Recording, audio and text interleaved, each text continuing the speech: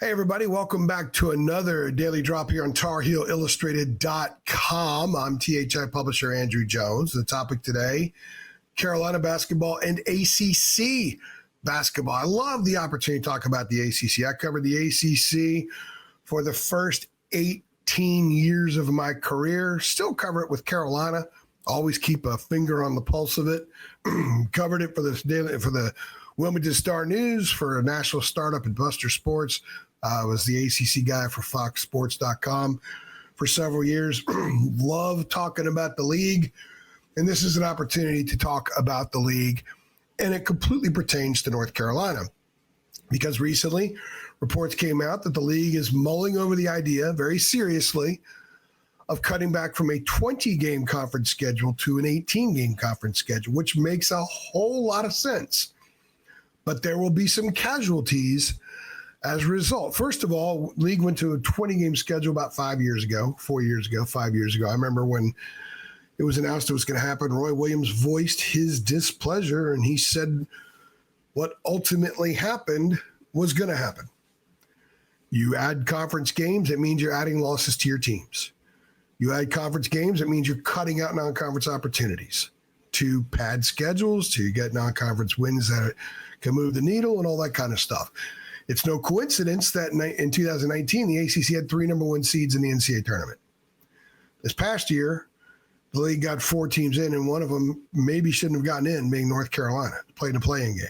It was a crap year. Now, there are other reasons why the league's not as good as it was. The schedule is only a small part of it, but it's something that by tweaking can maybe help things a little bit. Some of the problems with it, first of all, the biggest problem, you go back to an 18-game schedule with 17 teams, or 18 teams rather, in basketball. That means you get one home and home for everybody, and you play everybody else just once, home or away. Now, if you're North Carolina, obviously the Duke game is going to be home and home forever. That means the NC State game won't be. And as a lifer, ACC guy, as someone who was on the magnificent 10-part ACC tournament documentary series that ESPN and the ACC network did, I was interviewed for that. I can't remember which part I'm on, but it's amazing how much they interview for you. You only use a part of it. I love the ACC. I love these home and homes. I missed the round robin that made it special back in the day, but you got to change with the times. So we've all adapted. Here in the Triangle, Carolina at State, State at Carolina. You got to return the games. That's going to go away unless the schools schedule a non-conference game against each other, which would be stupid because it would completely defeat the point of pulling back from a 20-game schedule to an 18-game one, and it would mean a non-conference loss instead of a conference loss. So it would be judged differently. It would just make no sense. So to me, that's the biggest casualty. There are other programs that will have the same issues. Schools they've been playing for years, twice a piece, suddenly they won't anymore. That's a problem. That's a big-time problem. Now, the positives, however, there are more of them. Now, I do think this problem is massive. A world in which NC State and North Carolina don't play a home-and-home in basketball is very troubling to a lot of people who feel the passion and the church of ACC basketball. They understand that. Some of the newer fans in the league may not fully understand that, especially ones that left the Big East, because you left a lot of great rivalries there. So you may be like, yeah, what's the big deal? Grow a pair and move on. Okay, let's look at the positives. 2 extra non-conference games.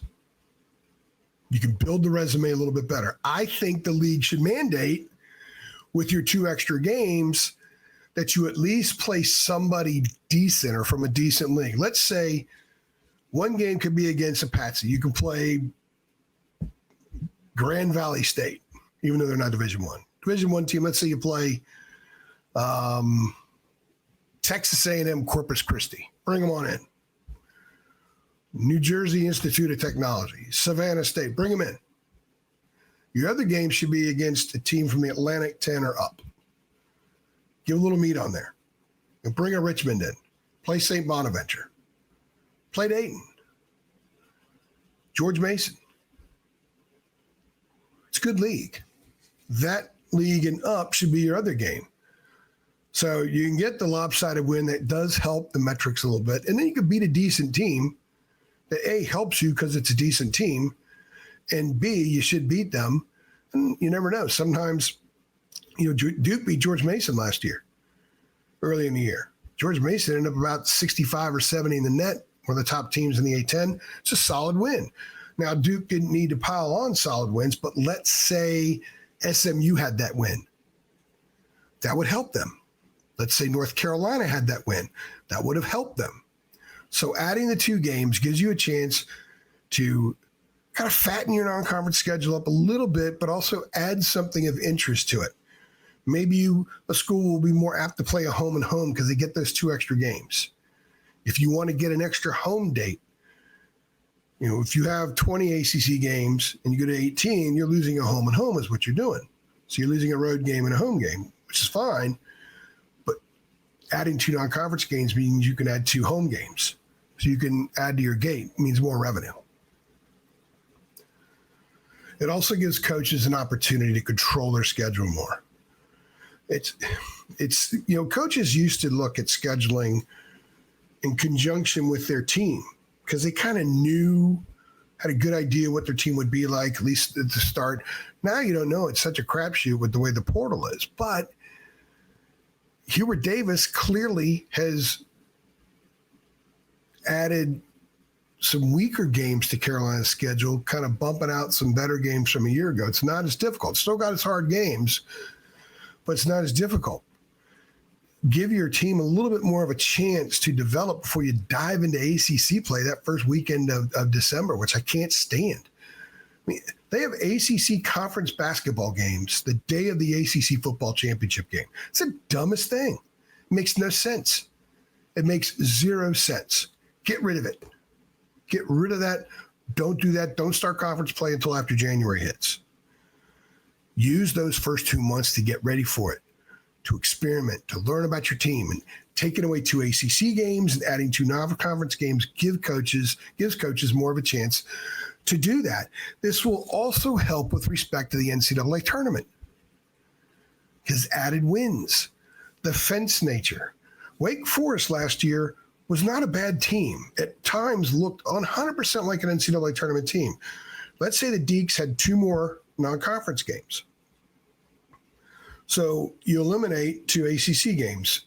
In fairness of discussion, let's eliminate a 1-1, a win and a loss. But let's add two non-conference games. Let's add Campbell, and let's add Loyola Chicago.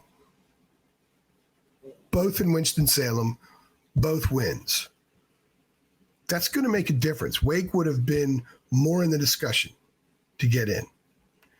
But what would happen here is that effect would be throughout the league. Every team would be bumped up a little bit more. Therefore, the whole value of each conference game would have gone up. As a lot of people will tell you, the net is baked in by Christmas. There's a reason South Carolina only won a few league games that had a high net ranking because it was baked in. They played nothing but high teams in the net.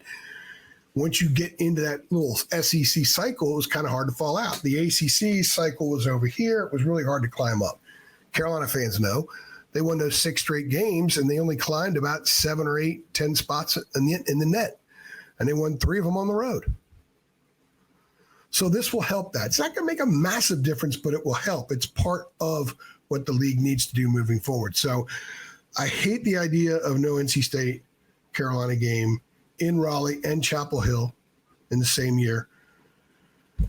But you got to move forward. You got to do what's best for the league. They added those 3 teams, 2 from the West Coast and 1 from Dallas. Because of that, they're forced to do this. They might regret that. Maybe they already do. I don't know.